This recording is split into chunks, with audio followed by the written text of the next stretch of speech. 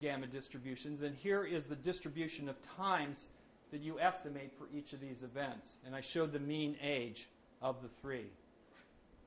Now, the other kind of inference you get for the older parts of the human tree, and I'm not talking about the more recent inferences right now, the other thing we got is we got 19 inferences older than 100,000 years, basically, of gene flow constrained by isolation by distance, okay, involving African and Eurasian populations. And here's the gamma distributions for these inferences. One thing you notice is these are not clumped like the ones for the event of out of Africa range expansion. And this is consistent with the idea that gene flow can be a more or less continuous process. And in fact, this continuity and this extensive overlap, here the overlap, since this is a continuous process, you can actually talk about cross-validation for a time interval. You can take any interval of time and integrate across these distributions to get a probability that there was gene flow in that interval across all loci. So you can do cross-validation for a continuous process too. One locus, MX1, was way out there, and it wasn't, and so it had an inference that wasn't cross-validated by anything else. I actually later learned from one of my colleagues at Washington U, Justin Fay, that the paper I took that data from had made a big mistake.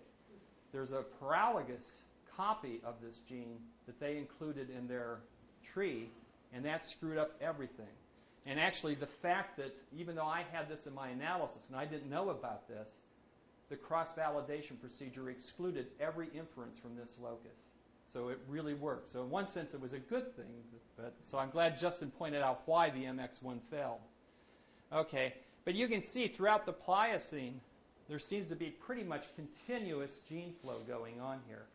There's no clusters. Now, by continuous, remember, I'm talking about events marked by mutation. So you could have had periods of 10, 20,000 years where there was no gene flow between populations. I couldn't see it with these trees. So I'm saying, at least on a time scale greater than 20,000 years, there was no significant interruption of gene flow between Africa and Eurasia. And we can ask, how far back can you go with this? Well, once again, we just use our integral, look at the interval, and here we're going from the present back to some time in the past, and we can ask, how far back can you go and be 95% confident that there was gene flow? And it takes you back to about 1.5 million years. So for 1.5 million years, there's been continuous, on the time scale of at least 20,000 year intervals, gene flow between African and Eurasian populations. Now, all of these cross-validated inferences integrate well, I think, into a single overview of the emergence of humans. Okay, so we'll start at the beginning, okay? Not the very beginning of the origin of life, but we'll talk about the oldest inference in my analysis, which was that out-of-Africa expansion event dated molecularly to 1.9 million years ago. Okay? And so that turns out to correspond quite well to the fossil data of Homo erectus expanding out of Africa at 1.9 million years ago. And in fact, all human fossils prior to 1.9 million years ago are found only in Africa. And then, suddenly, between 1.9 and 1.7, we start seeing both archaeological and fossil remains outside of Africa. Okay, so this is completely independent data from this date. This is molecular genetic dating. This is fossil and archaeological dating. But they correspond beautifully with one another. Okay. Now, people ask why. They say, well, you have this big Sahara desert. Isn't that going to keep people bottled up in Africa? Well, it turns out there was some very recent studies done on paleoclimatic data that was published in Science.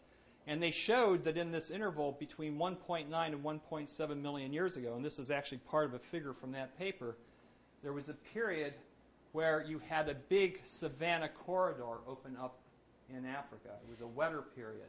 And in fact, there was not only a movement of humans out of Africa at this time, but of many African savanna elements.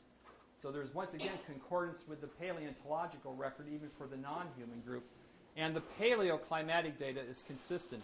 And in fact, the Sahara Desert, which now is terrible, when you look at it on a larger time scale, it's really always been fluctuating. There have been times where it's been a barrier. There have been times where it's not been such a big barrier. And so there's often been corridors, savanna corridors. And notice these savanna corridors really allow you to go throughout almost all of the southern tier of Eurasia. Okay. Now, another very interesting thing was done by a couple of my colleagues, Becky Ackerman, who was a graduate student at the time, who's now at South Africa, and Jim Chevroud, a colleague of mine at Washington U. This thing is pretty much out of batteries, I think. So they did an analysis using quantitative genetics. So what you can do is you can do lots of morphological measurements on skulls, and actually mostly on teeth and jaws and some of the facial bones, because most human fossils, that's what they are. The Lucies are the really strange ones, the rare ones. And so they were looking at all the fossil data, that they could gather. Yeah, better. And as we know, when one trait changes because of developmental constraints, other traits change. And so they looked at the growth relationships using modern-day humans, chimps, or gorillas as a model and said, well, what would happen if you selected, say, for example, in the human lineage, we know our brains got bigger.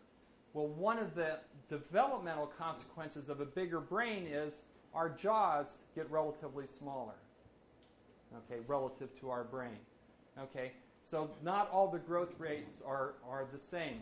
And so you can predict how an integrated suite of traits should evolve if they're neutral.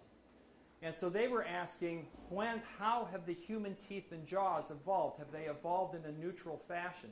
And it turned out it didn't make any difference whether they used chimps, gorillas, or humans as their model, because they're all so similar at this level that you basically get the same predictions.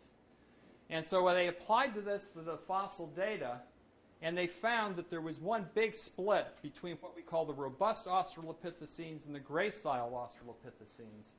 And as they evolved, the robust Australopithecines evolved, the selection intensity on the teeth and jaws, as inferred from their mechanism, was getting more intense. And they showed this by this getting darker and black. So their strongest selection on the teeth and jaws was in the robust Australopithecines. On the other hand, in the gracile, as indicated by the shading getting lighter and lighter, there was less and less selection. And by 1.9 million years and thereafter, they could detect no selection on the human teeth and jaws. Okay, and so they said this indicates that there was a significant increase in reliance upon culture and tools. So the human lineage is adapted to particularly its dietary environment by culture and tools. The robust Australopithecines adapted to their diet with their teeth and jaws. So this was a very critical time in human evolution. Here we have the first evidence of a relaxation of selection on morphological features that could be easily explained by culture and tools. Another thing that happened, of course, like I say, we have only the lineage here in Africa, and now we have finally, at this point, all the humans coming out of Africa, according to my model and the fossil record. But also, this marked the time where you can see there was a really big change in the rate of brain growth. It corresponds to this same time interval. And so I think this significant increase in the reliance upon culture and tools that also occurred about this time could also lead to selection favoring the increased brain size, overcoming the brain's very large metabolic cost and its increased difficulty in childbirth.